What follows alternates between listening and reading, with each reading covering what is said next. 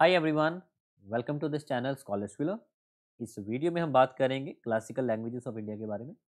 भारत सरकार के द्वारा कौन कौन सी लैंग्वेजेस को क्लासिकल लैंग्वेजेस रिकग्नाइज किया गया है, इसका क्या क्राइटेरिया है and some articles. So let's start with the classical languages of India. So classical languages जो right now there are 6 + 5 11 languages recognise है एज ए क्लासिकल लैंग्वेजेस। सबसे जो पहली लैंग्वेज थी वो थी तमिल 2004 में। तो ये भी आपको याद रखना होगा कि 2004 में सबसे पहले तमिल को रिकग्नाइज किया गया था। It was the first recognise classical languages. Okay, Tamil है। अब इसमें आपको याद भी रखना होगा कि 6 कौन सी है और 5 कौन सी है। तमिल, संस्कृत, तेलुगु, कन्नड़, मलयालम एंड ओडिया। ये आ गई आपकी 6 तो यहाँ पर हो गई। ओके, तो these are recognise classical languages. Let me repeat. Tamil was the first language. Tamil, Sanskrit, Telugu, Kannada, Malayalam and Odia, ये थे 6। अब हम बात करते हैं 5। ये 5 क्यों है? क्योंकि ये रिसेंटली 2024 2025 में ये आपकी 5 लैंग्वेजेस को और रिकग्नाइज करवाया गया है अदर देन 6 लैंग्वेजेस। तो इसलिए मैंने 6 + 5 यहाँ पर लिखा हुआ है। तो 6 + 5 राइट नाउ कितनी लैंग्वेजेस है classical languages? Right now 11 languages.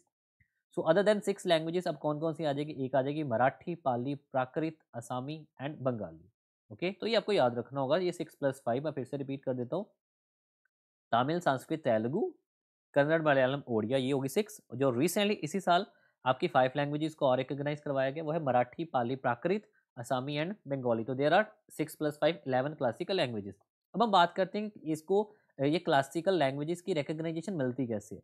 So the recognisation of the classical languages is based on the criteria. अब इसका क्राइटेरिया क्या है? एक क्राइटेरिया एक लिंग्विस्टिक एक्सपर्ट कमेटी है वो स्टैब्लिश करती है। Okay, so the recognition of the classical languages is based on the criteria established by the linguistic expert committee। अब इसमें क्राइटेरिया में क्या क्या आ जाएगा? इसको मैं एक बार रिपीट कर देता हूँ। So according to the committee the following revise benchmark must be met for a language to be considered as a classical. अब इसमें पहला बेंचमार्क क्या है? द फर्स्ट क्या है? एक तो है high antiquity of its early text recorded और history over a period of 1500 to 2000 years. पहला इसका क्राइटेरिया यही है कि हाई एंटिक्विटी, ये जो रिकॉर्ड्स हैं वो 1500 से 2000 साल होने चाहिए उन्हें। High antiquity of its early text and recorded history over a period of 1500 to 2000 years. Next इसमें क्या है? A body of ancient literature and text, a body of ancient literature and text which is considered heritage by the generation of speakers. तो ये हुआ इसका second criteria. Third क्या है? That is a knowledge text, especially prose text in addition to poetry, epigraphical and inscriptional evidences। ये हो गया third criteria. और फोर्थ क्राइटेरिया इसमें क्या है? The classical languages and it's literature could be distinct from its current form. जो आज की फॉर्म है उससे अलग होनी चाहिए। So the classical languages and literature could be distinct from the current form or could be discontinuous with the later form of its offshoot। तो ये क्राइटेरिया से ओके। तो पहला है high antiquity of early text and records history over a period of 1500 to 2000 years।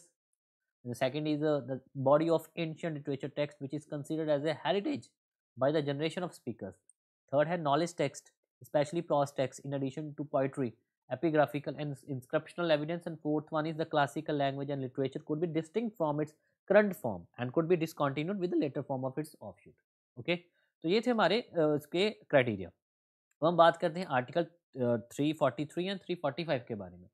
Article 343 क्या कहता है कि हिंदी जो है जो देवनागरी स्क्रिप्ट में है, ओके, वो भारत सरकार की जो यूनियन की ऑफिशियल लैंग्वेज है। This is the official language of union. ये आपको क्लियर होना चाहिए। Hindi in the Devanagari script is official language of union.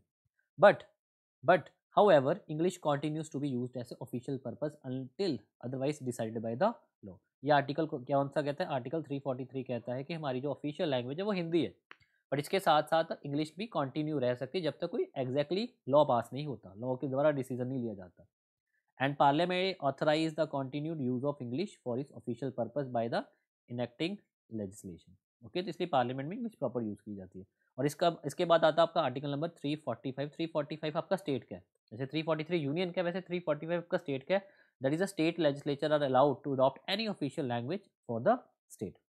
क्योंकि आर्टिकल 343 क्या कहता था? दैट इज हिंदी, वो यूनियन की एक ऑफिशियल लैंग्वेज है। और 345 आर्टिकल क्या कहता है कि स्टेट लेजिस्लेचर अपनी कोई भी लैंग्वेज को ऑफिशियल लैंग्वेज अडॉप्ट कर सकता है। This was mention in article number 345। Okay, तो ये था हमारा classical languages. I am very sure आपको ये चीज़ें क्लियर होगी।